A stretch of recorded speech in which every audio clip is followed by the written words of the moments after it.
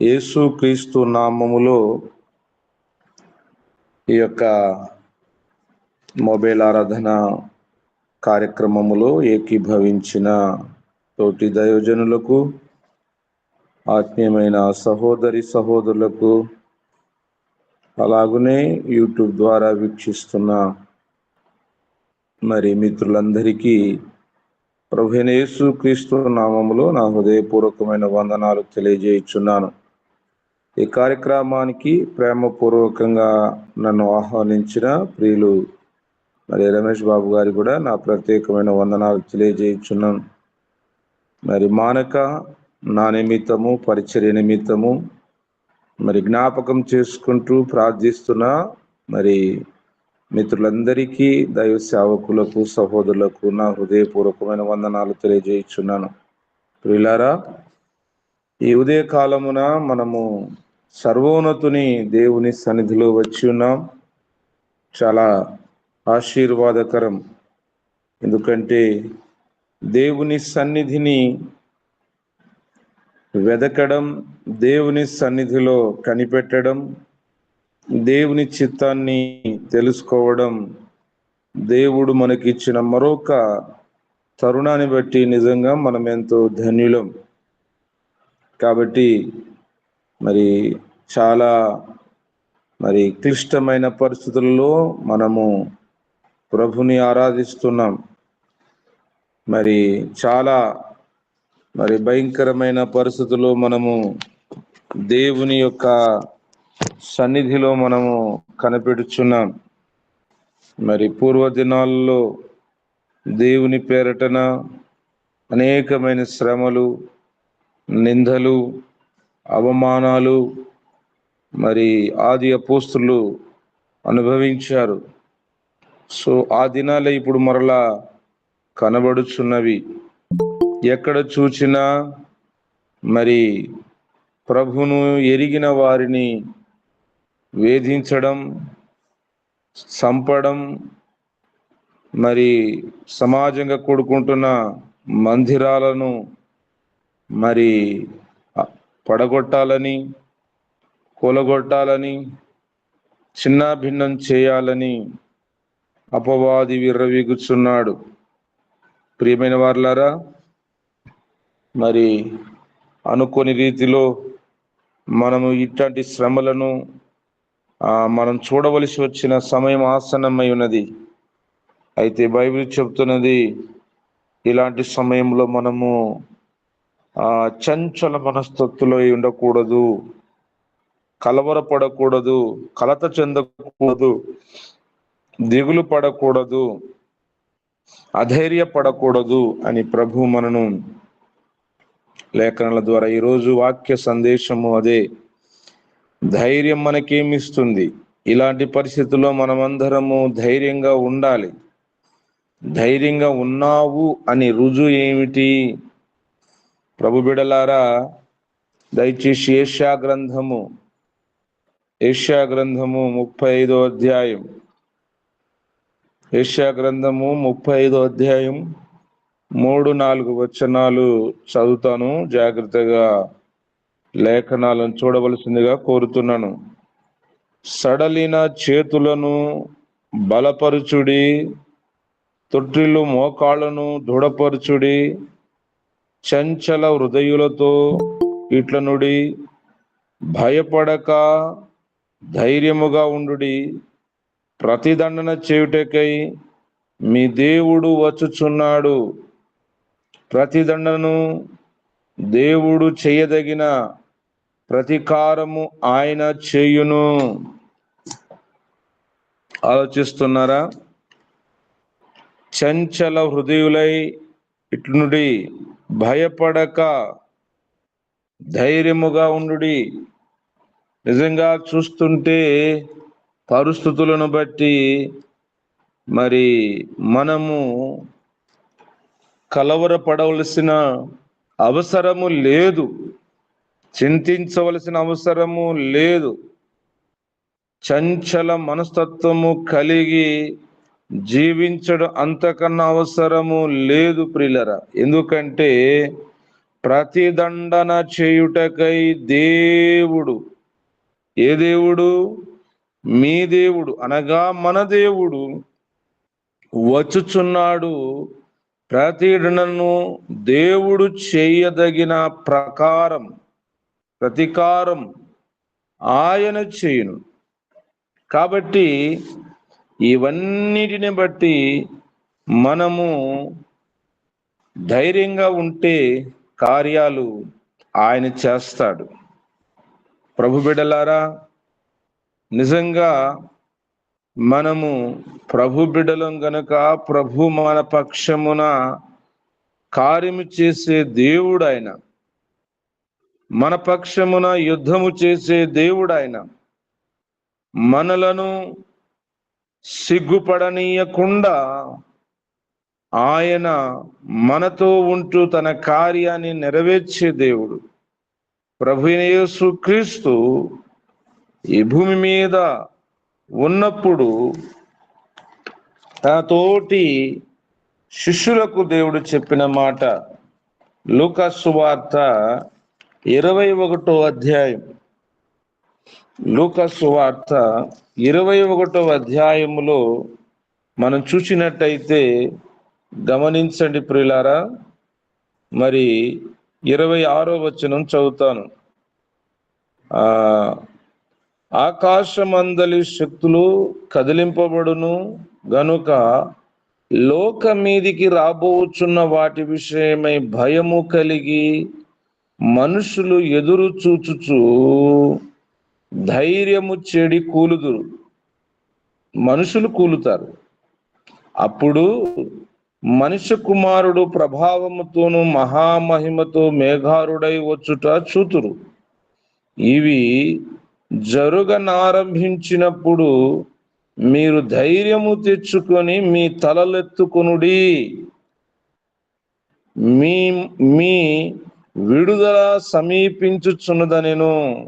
ఇవి నారంభించినప్పుడు మీరు ధైర్యము తెచ్చుకొని మీ తలలు పైకెత్తుకొనుడి. మీ తలలు పైకెత్తుకొనుడి. ఆలోచిస్తున్నారా? కాబట్టి జరుగుచున్న పరిస్థితులను బట్టి మనం చూస్తుంటే ఏమిటిది? దేశం ఏమైపోతుంది? మరి క్రైస్తవ లోకము మరి నిజంగా కట్టబడుతుందా, కూలబడుతుందా అని క్రీస్తును ఎరిగిన నీవైనా నేనైనా మనము అధైర్యపడకూడదంట. ధైర్యము తెచ్చుకొని మన తలలను పైకెత్తాలంట, గర్వంగా తిరగాలంట.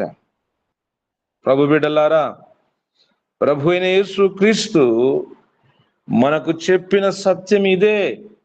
మనలను బలహీనపరచాలని, మనలను మరి క్రీస్తు నుండి దూరము చేయాలని అపవాది అనేకుల మూర్ఖులను పురిగొల్పుతున్నాడు. మూర్ఖులు, దేవుని సత్యమును అర్థం చేసుకుని అజ్ఞానులు, దేవుడు ఎలాంటి వాడని యోచించలేని బుద్ధిహీనులు. కాబట్టి బుద్ధివంతులైతే ఆకాశమందలి జ్యోతుల వలె వారు అనేకులను ప్రభు వైపు త్రిప్పుదురు. కాబట్టి అయ్యా, మరి సహోదరుడా, జరుగుతున్న పరిస్థితులను బట్టి ఏమవుతుందో అని మనము కలవరపడవలసిన అవసరం లేదు. కానీ ప్రభు రాకడ సమీపమవుచున్నది. ఆయన ప్రతిదండన చేయుటకై వచ్చుచున్నాడు గనుక మనము ధైర్యముగా తల ఎత్తుకొనాలంట. ప్రభు రాకడక ముందు ఆయన చెప్పిన విధముగా మనకు ఎలాంటివి జరగవలసినది కొందరి జీవితాల్లో జరగబోతున్నదని ప్రభువే చెప్పాడు. చూడండి, 17వ వచనంలో మీరు చూచినట్టయితే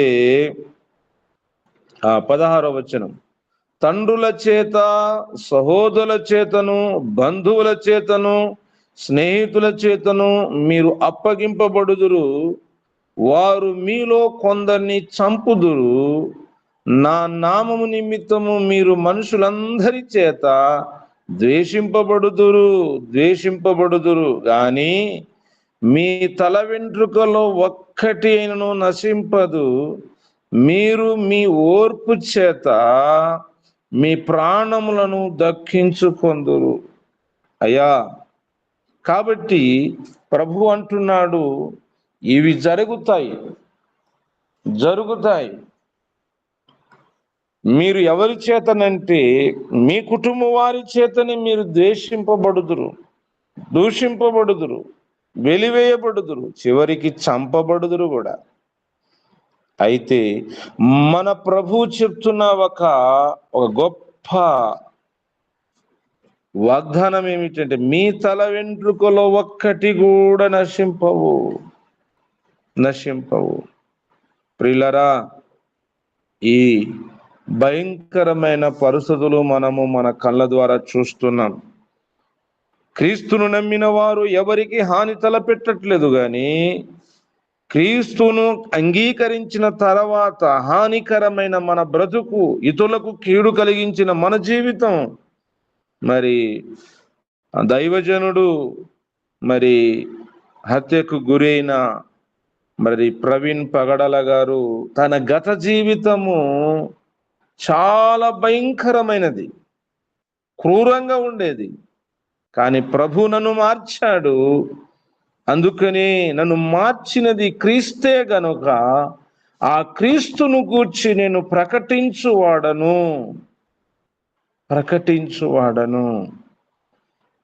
దేవుని సంఘమా, నిజంగా మార్పు చెందిన తర్వాత అతనికి అనేకులు శత్రువులయ్యారు. సత్యము పక్షమున నిలబడగా శత్రువులయ్యారు.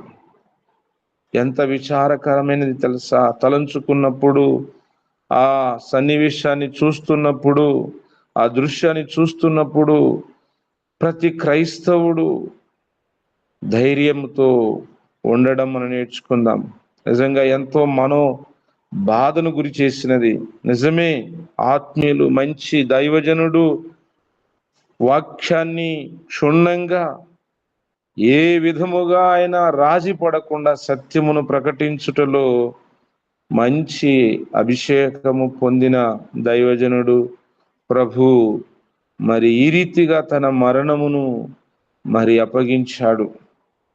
దేవుని బిడ్డలారా, ఎందుకంటే ఇగో మరి ప్రభును ఎరిగిన వారు ఈ భూమి మీద హతసాక్షులు అవ్వడము, వారి యొక్క రక్తపు బొట్టు అనేకులను క్రీస్తు సైనికులుగా మార్చుతున్నది. ప్రియులారా, కలవరి సిలువలో యేసు క్రీస్తు మరణించి 3వ దినమున తిరిగి లేచిన తర్వాత 12 మందిగా యేసు ప్రభు వెంట ఉన్నవారు మరి ఆరోహణుడై వెళుతున్నప్పుడు 500 మంది, మేడగదిలో కేవలం 120 మంది ప్రార్థించగా, ఆ పెంతెకోస్తు దినమున అభిషేకము ద్వారా ప్రభు యొక్క సత్యమును వెల్లడైనప్పుడు 3000 మంది సంఘముగా క్రీస్తు పక్షమున నిలబడిన వారుగా మనం చూస్తున్నాం.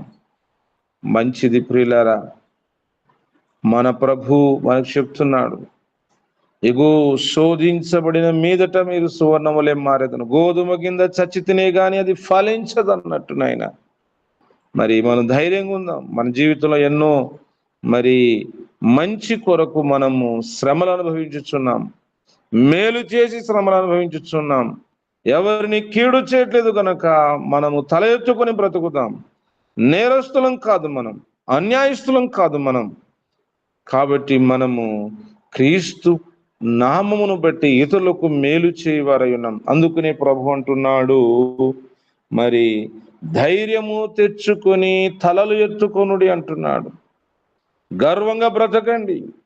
అందుకని ప్రభునందు ప్రియమైన దేవుని బిడ్డలారా, అపోస్తుడైన మరి పేతురు గారు మరి ఒకప్పుడు పసిబిడ్డను చూచి పారిపోయి తలదాచుకోవడానికి తప్పించుకొనుటకు ప్రయత్నం చేసిన పేతురు దైవజనుడు ఎంత చక్కగా మాట చెప్తున్నాడు ఒకసారి చూద్దామా? అపోస్తుల కార్యము మరి 5వ అధ్యాయము. ప్రభునందు ప్రియమైన దేవుని బిడ్డలారా, మరి 40 వచనములు మనం చూచినట్టయితే, వారతని మాటకు సమ్మతించి అపోస్తులను పిలిపించి కొట్టించి యేసు నామమును బట్టి బోధింపకూడదని ఆజ్ఞాపించి వారిని విడుదల చేసిరి. ఆ నామము కొరకు అవమాన పొందుటకు పాత్రులమని ఎంచబడుట వలన వారు సంతోషించుచు దేవుని పేరటన కొట్టబడ్డం, దేవుని నామం పేరున అవమానపరచబడ్డం, అంత మాత్రాన తలదించుకొని పోలేదంట పేతురు, యోహాను.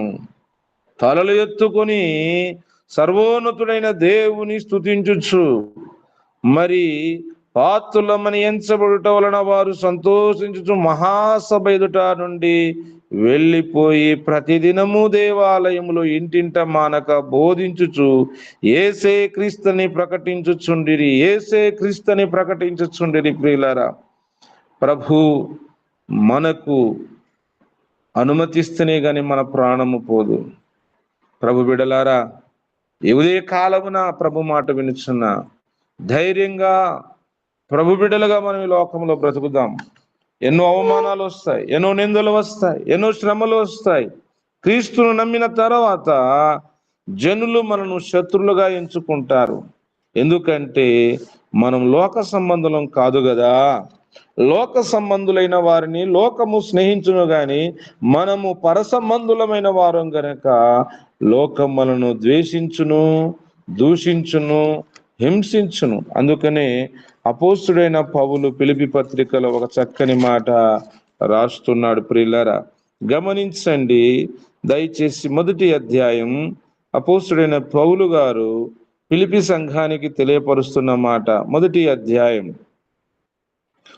అధ్యాయము మరి 19వ వచనంలో మనం చూచినట్టయితే, మరియు నేను ఏ విషయములోనూ సిగ్గుపడక ఎప్పటి వలెను ఇప్పుడును పూర్ణ ధైర్యముతో బోధించుట వలన నా బ్రతుకు మూలమైన సరే, సావు మూలమునైనా సరే, క్రీస్తు నా శరీరమందు ఘనపరచబడునని నేను మిగులు అపేక్షించుచు నిరీక్షించుచున్న ప్రకారము మీ ప్రార్థన వలనను యేసు క్రీస్తు యొక్క ఆత్మ నాకు సమృద్ధిగా కలుగుట వలనను ఆ ప్రకటన నాకు రక్షణార్థముగా పరిగణించినని నేనెరుగుదును.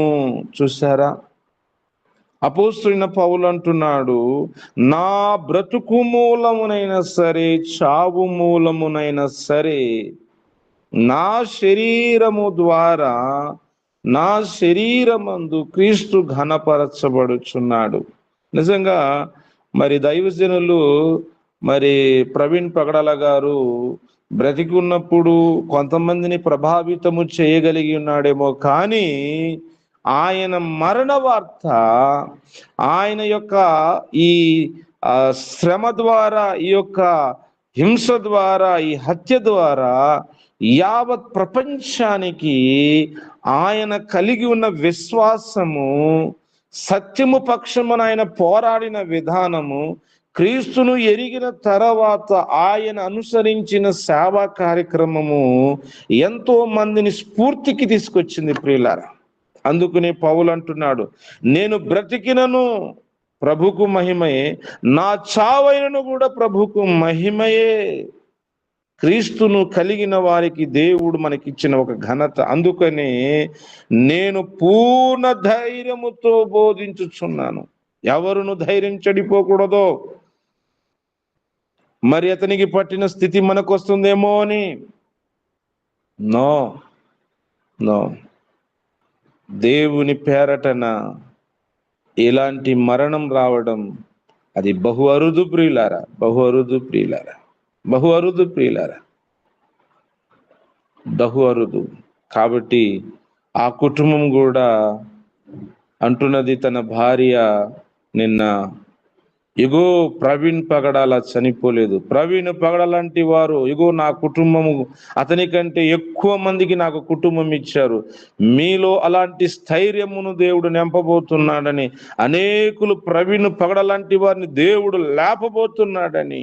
Yes, I believe, I believe. నేను నమ్ముతున్నాను. అలాంటి వారు మనమందరము కావాలి. మనం పిరికి వారం కాదు. మనము పొందిన ఆత్మ పిరికి ఆత్మ కాదు.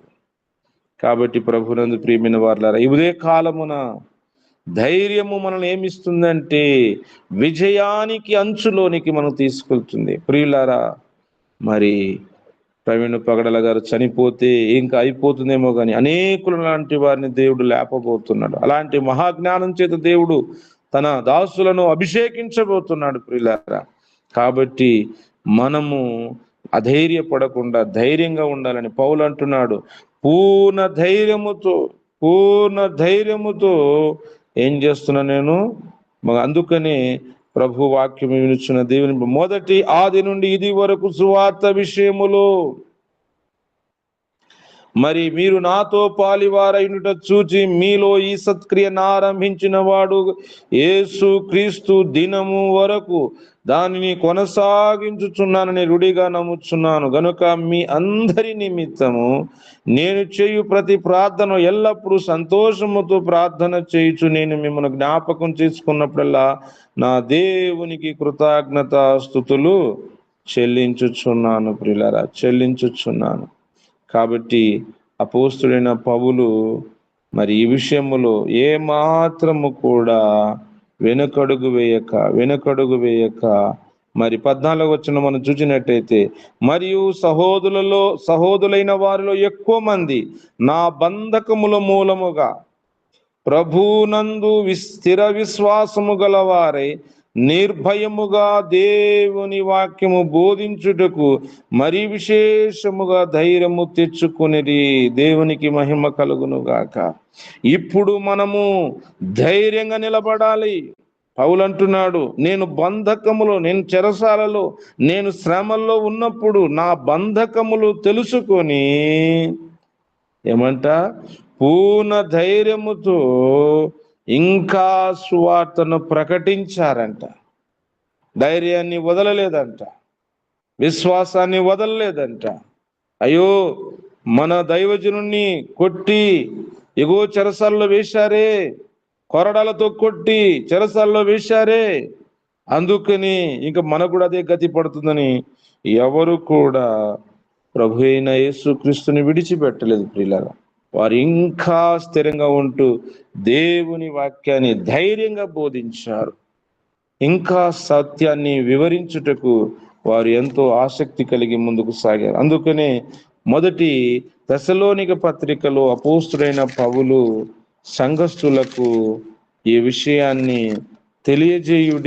తెలియజేయుడి అంటున్నాడు. చూడండి దయచేసి, మొదటి తెస్సలోనిక పత్రిక 5వ అధ్యాయము మరి 14వ వచనం. సహోదరులారా, మేము మీకు బోధించున్నది ఏమనగా అక్రమముగా నడుచుకుని వారికి బుద్ధి చెప్పుడి, ధైర్యము చెడిన వారికి ధైర్యపరచుడి, బలహీనులకు ఊతనీయుడి, అందరి ఎడల దీర్ఘశాంతము గలవారై యుండుడి, ఎవడును కీడుకు ప్రతి కీడు ఎవనికి చెయ్యకుండా చూచుకునుడి. మీరు ఒకని ఎడల ఒకడు మనుషులందరి ఎడల ఎప్పుడు మేలైన దానిని అనుసరించి నడుచుకొనుడి అంటున్నాడు.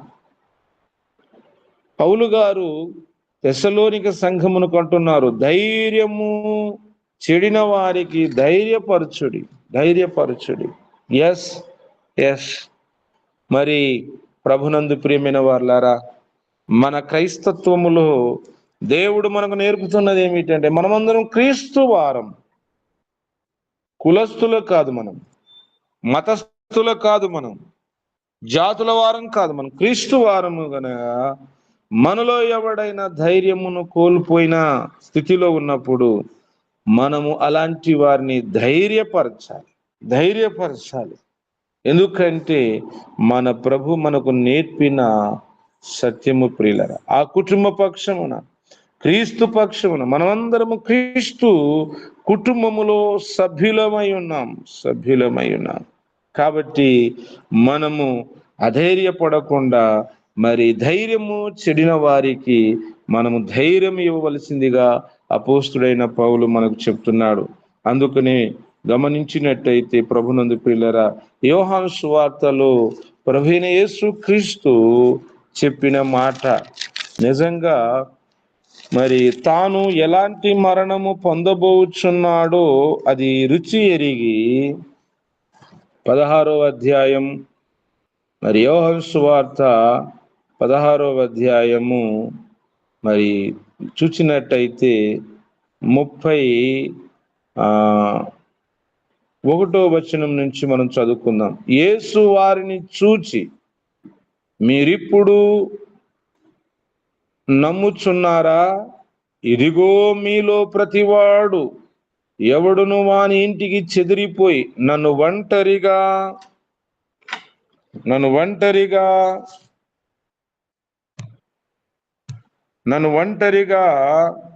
మరి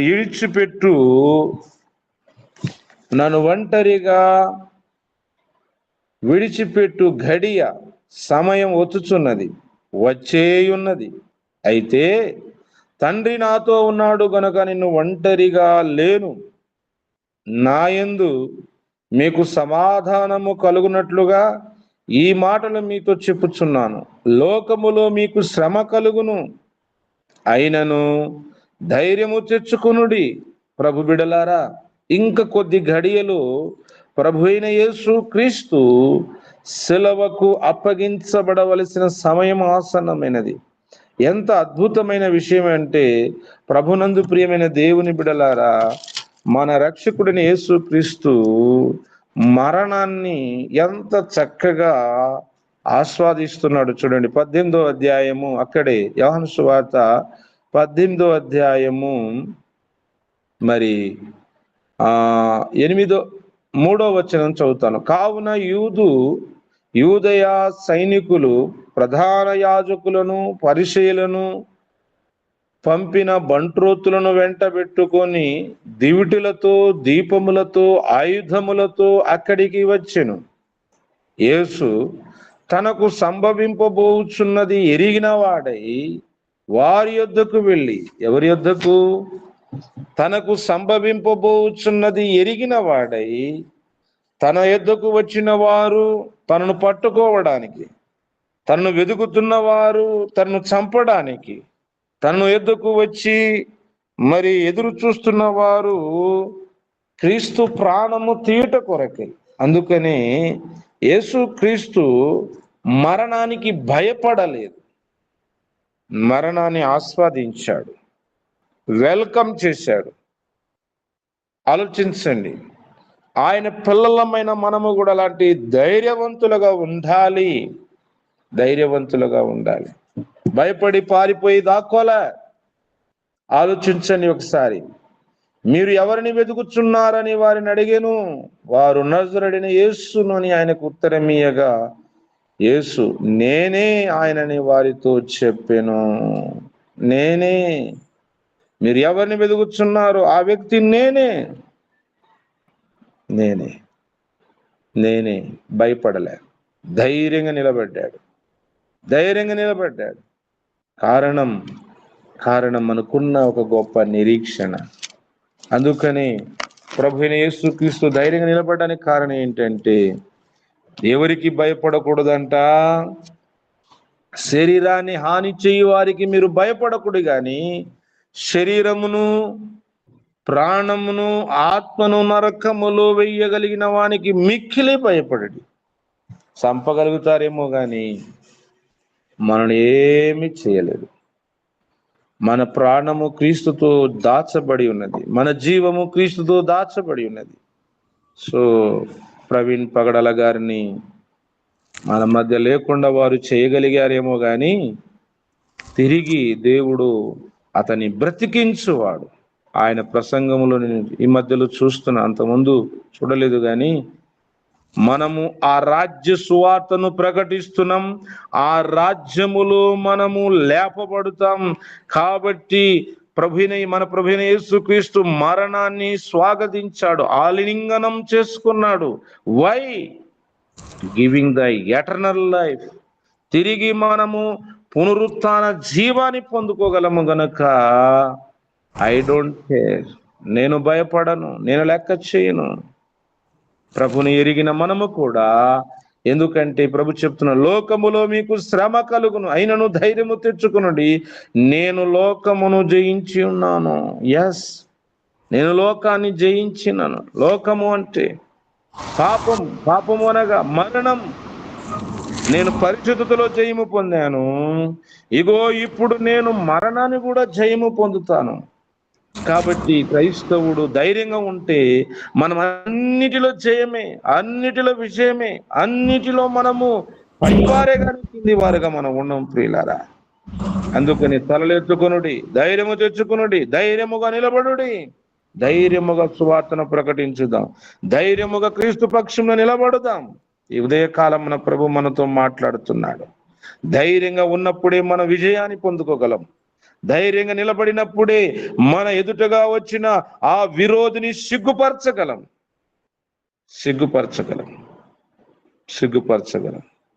అందుకని ప్రతిదండన చేయువాడు వచ్చుచున్నాడు.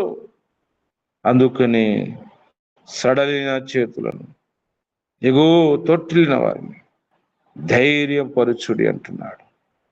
ప్రభు బిడలారా, ఈ ఉదయ కాలమున ఈ వాక్యం వినుచున్న నా తోటి సహోదరి సహోదరుడా, మన ప్రభు మన పక్షమున ఉన్నాడు.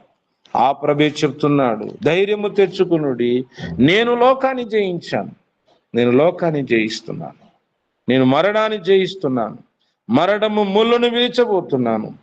కాబట్టి ఆయన నమ్మిన వారికి, నా నిమిత్తము తన ప్రాణమును పోగొట్టుకొను ప్రతివాడు మరలా దక్కించుకొనును. మరలా నువ్వు ప్రాణాన్ని పోగొట్టుకున్నా, ఆస్తిని పోగొట్టుకున్నా, బంధువులను పోగొట్టుకున్నా, ఎనీ వన్ మరలా మన ప్రభు దానికి 100 రెట్లుగా ఇహమందును పరమందును. కాబట్టి క్రీస్తును ఎరిగిన వారికి ఆ నిరీక్షణ మనను సిగ్గుపరచనీయదు. కాబట్టి మన బ్రతుకు మూలమైన సరే, చావు మూలమైన సరే, నా శరీరం మందు దేవుడు ఘనపరచబడును. కాబట్టి క్రీస్తు మనకిస్తున్నాడు, ధైర్యము తెచ్చుకొనుడి, లోకం మీద మీకు జయం వస్తుంది. ధైర్యంగా ఉండేవారికి విజయాన్ని ఇస్తాడు దేవుడు. విజయాన్ని పొందుకుంటాం. విజయం నేను జయించినట్టు మీరును జయించుదురు అంటున్నాడు. ఎంత గొప్ప సంగతి! నేను మృతులలోనూ లేచినట్టు మిమ్మును కూడా నేను లేపుతానంటున్నాడు. స్తోత్రం. ప్రార్థన చేసుకున్నాం. ప్రేమ కలిగిన తండ్రి, నీకు స్తోత్రం నాయన. దయగలిగిన మా ప్రభువా, నీకు స్తోత్రములు తండ్రి నాయన. అద్భుత కార్యములు చేయువాడా, నీకు స్తోత్రములు నాయన. అయా నీకు వందనాలు ప్రభువా. ఇగో జరగబోవు నీవు ఎరిగిన వాడై పిరికివాడుగా వెనకడుగు వేయలేదు నాయన. దేవా, మా జీవితంలోనైనా ఇగో ఇవన్నీ మీకు జరుగుతాయి. అయినను మీరు ధైర్యంగా ఉండుడని ప్రభువా మరొక పర్యాయం మమ్మను మీరు బలపరుచుటకు ఇష్టపడుచున్న మా దేవా, ఈ ఉదయకాలమున ఈ మాటలతో మమ్మను మరి పురిగొల్పుచున్న మా యేసయ్య నీకు స్తోత్రాలు తండ్రి నాయన. యేసయ్య నీకు స్తోత్రాలు ప్రభువా. నీ నామములో ప్రభువా నాయన అన్నిటిని ఎదుర్కొనే శక్తిని, సామర్థ్యతను, ధైర్యాన్ని నీ బిడలకైనా మాకు ఇచ్చుతున్నది నీకు స్తోత్రాలు నాయన. ఇగో నేను మీకు తోడుగా ఉంటున్నాను అంటున్నాడు. మీరు ధైర్యముగా ఉండు అంటున్నావు నాయన. ఎస్ తండ్రి, నీకు స్తోత్రాలు ప్రభువా. దేవా, కృప చూపించండి తండ్రి. అద్భుత కార్యములు చేయువాడానికి వందనాలు ప్రభువా. నీ బిడలమైన మా జీవితంలో కలిగే చిన్నపాటి శ్రమలు, శోధనలు, నయన నష్టాలకు నైనా మేము ఎన్నడూ కూడా కృంగిపోకూడదు, ధైర్యంగా ఉండు అంటున్నావు నాయన. యేసు దేవానికి స్తోత్రాలు ప్రభువా. ఎగో ఈ సమయంలో తండ్రి నాయన, మరి మా ప్రియులు తండ్రి నాయన, ఎగో ఈ లోకాన్ని మరి వదిలి నాయన నీ సన్నిధిలో విశ్రాంతిలో ఉంటున్న ప్రియులు నైనా, దైవజనులు తన కుటుంబాన్ని, తాను విడిచిన సేవ దర్శనాన్ని కొనసాగించే వారు మీరు లేపమని ప్రార్థిస్తున్నాను తండ్రి. బలపరచమని ప్రార్థిస్తున్నాను ప్రేవా.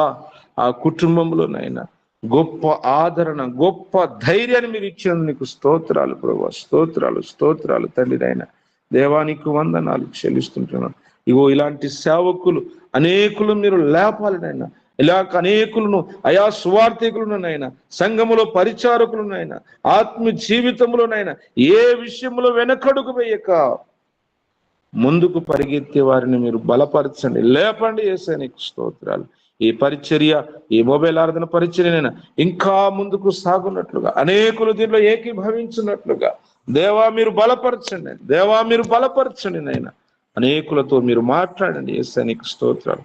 దీవించండి. ఈ వర్తమాన అనేకులకు అయా ధైర్యాన్ని, ఈ వర్తమాన అనేకులకు బలమును, ఈ వర్తమాన అనేక జీవితంలో గొప్ప కార్యము చేయనట్లుగా సహాయించిన మరి ప్రభా ఎగ్జామ్ రాయించిన బిడ్డలకు అయా మరి తండ్రి కావలసిన జ్ఞాన వివేచన మీరు అనుగ్రహించి మహిమ పొందండి. ఈ దినమంతా నీ కాపుదలో ఉంచండి ఆయన. అయా కలగబో కీడు నుండి, దుష్టు నుండి నీ కృప చేత మమ్మల్ని తప్పించి కాపాడి నీ సేవ కొరకు, నీ రాజ్య మహిమ కొరకు నైనా ఎగో ఘనముగా మమ్మను నిలబెట్టి మీ కార్యాన్ని మహిమ తెచ్చుకోమని ప్రార్థిస్తూ నడిపిస్తున్న వారిని, ఏకీభవిస్తున్న వారి కుటుంబాలను మీరు దీవించండి. వారికి ఉన్న ఏ విధమైన సమస్యలు, కలవరములు ఉన్న నజరేయుడు యేసు నామములో తీర్చబడును గాకని, విడుదల కలుగును గాకని, క్షేమము కలుగును గాకని ప్రార్థిస్తూ మా రక్షకుడు విమోచకుడు యేసు నామములో దీన మనసుతో ప్రార్థించడిగి వేడుకుంటున్నాము పరమ తండ్రి, ఆమేన్. సర్వోన్నతుని దేవుని మహాప్రేమ, మన రక్షకుడిని యేసు వారి కృప, కనికర, వాత్సల్యత నిత్యము మనకు తోడై ఉండి సర్వసత్యమును నడిపిస్తూ, ధైర్యపరుస్తూ, ఆదరిస్తూ, సదా మనకు కాపాడుతున్న పరిశుద్ధాత్మ నిన్నత సన్నిధి సహవాసం సకల దీవెనలు ప్రభు తోడై ఉండి వర్ధల చేయును గాక. ఆమేన్, ఆమేన్.